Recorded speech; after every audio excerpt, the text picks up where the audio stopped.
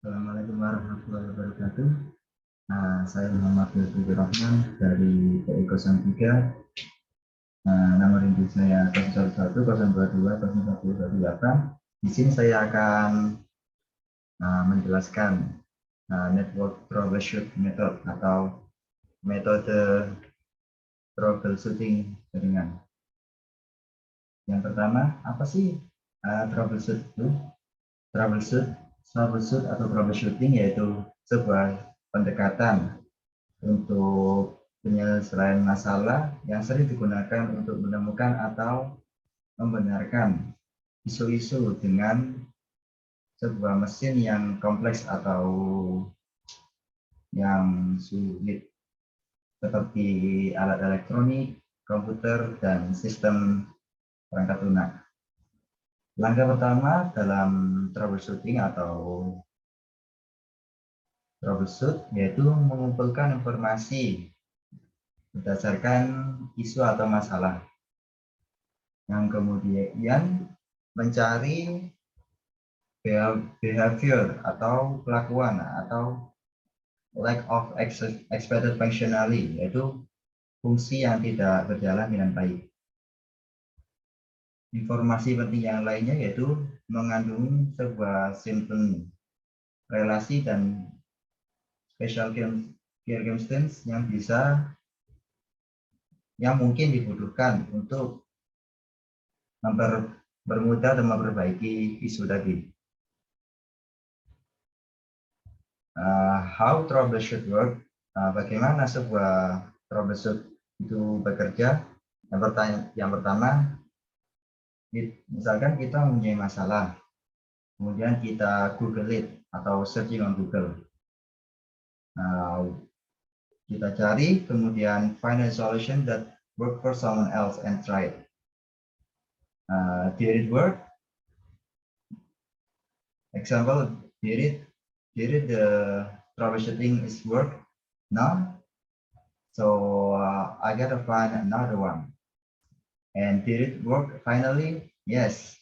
And the problem is solved. Dan begitulah perkiraan atau flowchart bagaimana troubleshoot itu bekerja. And then how we fix the network troubleshoot. Bagaimana cara kita memperbaiki troubleshoot network ini? Well, ada 6 metode cara mengatasi troubleshoot ini. Yang pertama adalah the bottom-up approach. Yang kedua adalah the divide and conquer approach. Kemudian the follow the path approach.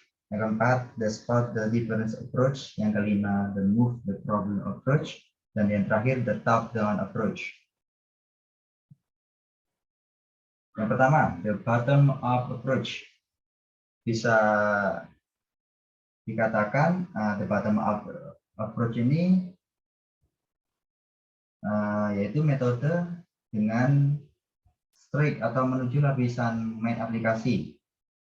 Pendekatannya dilakukan dengan mencoba menuju lapisan aplikasi dan memverifikasi elemen-elemen yang sering beroperasi atau beraktivitas, sehingga kita bisa mencari masalah yang kemungkinan akan datang di waktu ke depan dan bisa memperkecil kemungkinan masalah tadi akan muncul lagi. Metode pendekatan ini bisa dikatakan efektif karena mengakses semua masalah yang terjadi di awal jaringan, sehingga akses klien, server atau aplikasi tidak dilakukan dari awal lagi, jadi cukup sekali. Tetapi memiliki kekurangan, yaitu memakan waktu yang sangat banyak atau mungkin bisa lebih lama dikarenakan scanning tadi kita tidak tahu berapa dalam, karena scanning tadi approach tadi dari bottom to up, yaitu dari bawah ke atas. Kemudian yang kedua adalah the divide and conquer approach.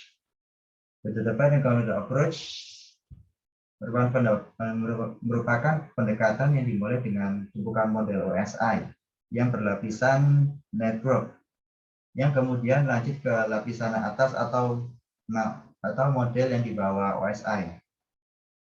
Pendekatan ini melakukan tes seperti ping atau threshold, yang dimana kita bisa berasumsi bahwa layer ketiga sampai ke layer 1 itu berfungsi normal, sehingga pemecahan masalah dari bawah sampai atas tadi yang dimulai dari lapisan network. Dan apabila gagal, kita bisa memulai lagi pemecahan masalah tadi dari lapisan network. Pendekatan ini memberikan hasil yang lebih cepat dari top to down atau bottom to up, karena metode ini sangat efektif dan merupakan pendekatan pemecahan masalah yang paling cepat dari metode yang lain. Kemudian metode yang ketiga, the follow the path approach. Metode ini merupakan metode teknik pemecahan masalah paling basic dan saling melengkapi metode yang lain seperti top down ataupun bottom up.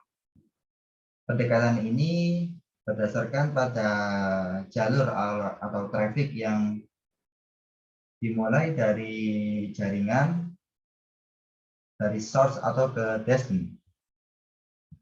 Cakupan troubleshoot-nya juga dikurangi, yang seharusnya utuh menjadi sebuah link atau device yang benar-benar berada di jalur paket data.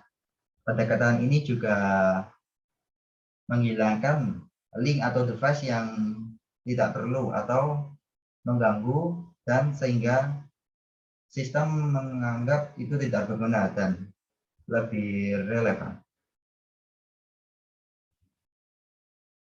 Kemudian metode yang keempat, the spot the difference approach, yaitu pendekatan yang men-spot perbedaan. Pendekatan ini yaitu membandingkan sebuah perangkat yang benar-benar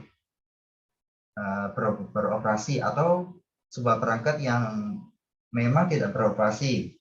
Jadi sistem benar-benar tahu mana yang benar-benar operasi dan mana yang tidak benar-benar operasi, sehingga sistem membandingkan konfigurasi dari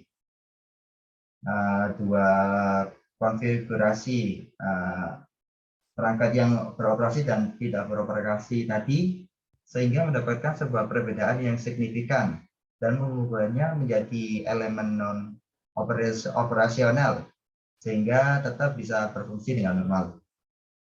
Dan apabila terjadi masalah, spot the difference approach bisa menunjukkan masalah dari konfigurasi tadi. Tetapi kelemahan dari metode ini yaitu sistem menyelesaikan masalah dengan sangat cepat, tetapi sistem hanya mendapatkan data yang cepat tadi hanya dalam waktu yang sangat sebentar, dan masalah-masalah tadi yang sudah diatasi menjadi berujung tidak yakin apakah masalah tadi benar-benar teratasi atau enggak. Kemudian the move the problem approach, yaitu memindahkan masalah, pendekatan yang memindahkan masalah tadi. Pendekatan metode ini berupa pemindahan komponen secara fisik ataupun mengamati secara teliti komponen-komponen apa yang dipindahkan. Swap components di konfigurasi metode ini merupakan paling dasar untuk mengatasi masalah, sehingga dalam mengatasi masalah itu kita akan tahu di mana masalah itu berada dan di mana masalah itu the problem itu berpindah dan ataupun menghilangkan the problem tadi. Dengan swap components kita bisa mengatasi masalah tadi atau the problem tadi meskipun hanya dengan informasi yang hanya secuil atau yang sedikit. Meskipun tidak menyelesaikan masalahnya, tetapi kita sudah mengecilkan chance atau kemungkinan error yang bisa saja muncul kapan saja atau di masa depan nanti. Kelemahan dari metode ini yaitu isolation problem, yaitu elemen-elemen yang didapat secara terbatas dan tidak mendapatkan informasi yang lebih karena sistem hanya mendapatkan informasi secepat secepat mungkin dalam waktu itu dengan waktu yang sangat terbatas. Oleh karena itu, sistem mendapatkan data dengan sangat cepat, tetapi kurang karena kurangnya informasi dan waktu yang terbatas tadi. Kemudian metode yang keenam, mendekati top-down approach, yaitu pendekatan top ke bawah. Metode ini melakukan pendekatan dari aplikasi model OSI hingga ke lapisan fisik. Tujuannya yaitu menemukan lapisan OSI yang masih berfungsi. Dan pendekatan ini sangatlah efektif jika troubleshoot-nya merupakan lapisan OSI yang paling tinggi. Pendekatan metode ini bisa dibilang sangatlah mudah karena menyampaikan troubleshoot kepada user berupa sebuah masalah yang dibilang biasa atau reguler pada sebuah lapisan aplikasi. Jadi, memulai atau melakukan scan ulang pada troubleshoot tadi bisa dikatakan wajar karena sistem default dari aplikasi tadi. Kelemahan dari metode ini yaitu lack of administration access, yaitu akses perangkat lunak yang dibatasi oleh administrator, sehingga metode ini atau aplikasi tadi tidak bisa mendalami terlalu dalam atau tidak bisa menjangkau lebih dalam karena adanya restriksi atau larangan dari sistem admin kita. Itu saja dari saya. Semoga membantu yang telah menonton video ini. Terima kasih. Wassalamualaikum warahmatullahi wabarakatuh.